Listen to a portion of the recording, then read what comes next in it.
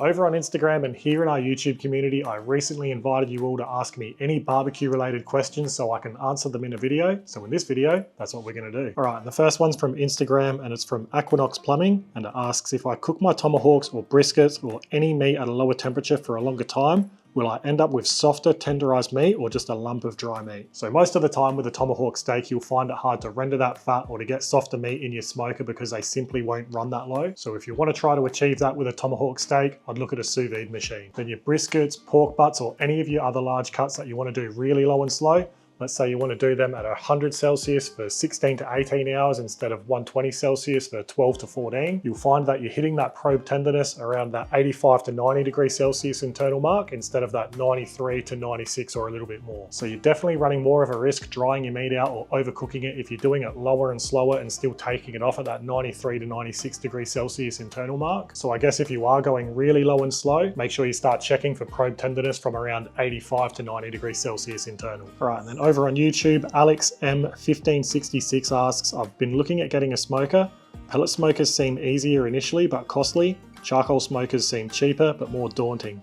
Is a charcoal smoker worth the effort for a casual user, or is a pellet smoker the way to go? To be completely honest, if you're time poor, you've got kids, or you work a lot, a pellet smoker is the perfect option. The fact you can put something on, go out for a few hours, or just simply not have to worry about fire management is perfect for the casual user. So in your situation, I'd definitely look at getting a pellet smoker or one of the automated gravity-fed smokers. All right, and then back to Instagram, Aaron Burden says, setting up your pro drum for grilling and setting up of hanging racks in the drum. Cheers. Well, the pro drum is right behind me, so I might as well show you. All right, so with our Bronco Pro, it's super easy to set it up for hanging stuff. So I'll just open it up and take the cooking grate off. Then we'll take the heat deflector out. Then once your smoke is set up and running with some lump charcoal or briquettes, you've got 3 hanging rails to insert, and then you've got 9 hooks to use as well. Then to set your Bronco Pro up as a grill, you just want to put your charcoal basket on top of your heat deflector and then put your cooking grate on. Now it is a little bit trickier in the Bronco Pro because the charcoal basket's much deeper, but to be honest, if I'm grilling something over charcoal, I'll use another barbecue that's more suitable for charcoal grilling. All right, and a pro tip when you're reaching down into a Bronco Pro,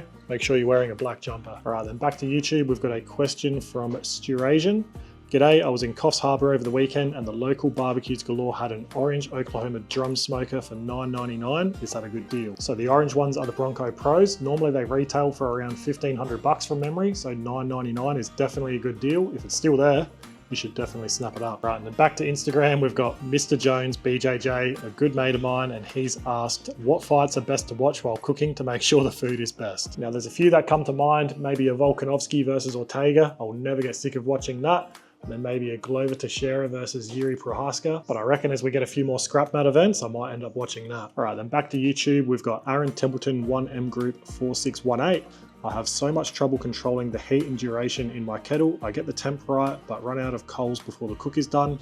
How do you know what quantity of briquettes to use for different cooks? If you're in doubt, I'd be setting up a full snake as long as you can. And if you've got any briquettes left over at the end of the cook, just shut your vents, kill the fire, and then any unburnt briquettes you can just use in the next cook. Each cook's gonna be different because the amount of meat you got in your smoker is gonna absorb some heat. The weather's going to play a big factor into how much briquettes you use and so much more. So like I said, just use more than what you think you're going to need. And if you've got any left over at the end of the cook, just use it in the next cook. All right, then back to Instagram, we've got Gibbo's Grills. What has helped you grow your socials the most, as in like branding, regular posting, etc.? Honestly, it's not something I focus too much on. My focus is just putting out good quality content that people can enjoy and learn from, making each video better than the last, and posting regularly. The regular posting definitely helps, especially on YouTube. For example, the 6 or 7 years I've been on there, I don't think I've missed a weekend upload ever. So for me, it's mainly just consistency and making each video or piece of content better than the last. All right, then back to YouTube, we've got Dong Dagley.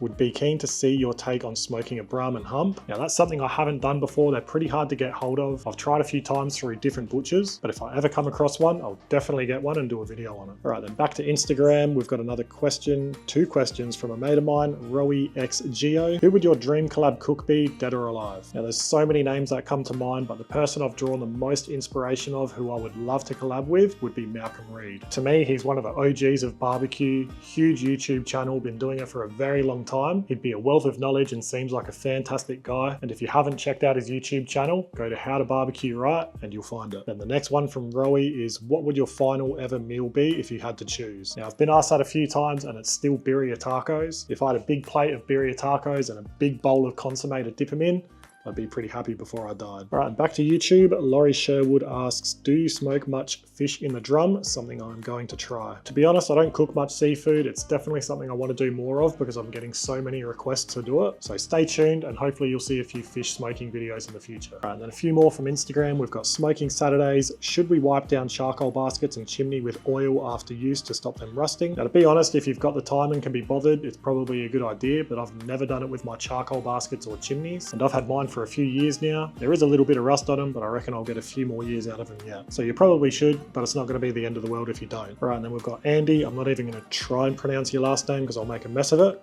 And he asks, what briquettes and fire starters do you use? I'll show you. So for briquettes, I use these Olive Pipco briquettes. They are a premium briquette. They're chemical free, so they don't smell bad. There's very little to no smoke when you're lighting them, and they're easy to light as well. I've been using these for 4 to 5 years now, and they've never let me down. Then for fire lighters, I just use these natural firewall ones from Samba. There's quite a few different brands that do this type of fire lighter, and they work great. And the last one for this video is from Adsborough, and it asks, what foil do you use? It looks a lot more heavy duty than the stuff you can buy at supermarkets. So I've used heaps of different foil, and by far the best foil I've ever used is the Kirkland foil from Costco. Pretty much all the supermarket foil is much too fragile. Then there's some really heavy duty stuff you can get from Bunnings, which is just a little bit too hard to use. It's a little bit too thick, and it's hard to get a really nice tight wrap on your briskets or anything else you're wrapping. But this stuff, I think they've found the perfect balance. So that's all the questions for this video. If you've got any more, don't hesitate to ask them in the comments section of this video and I'll reply to them. I hope you enjoyed this video, but for now, that's the end. So thanks for watching, and I'll see you in the next one.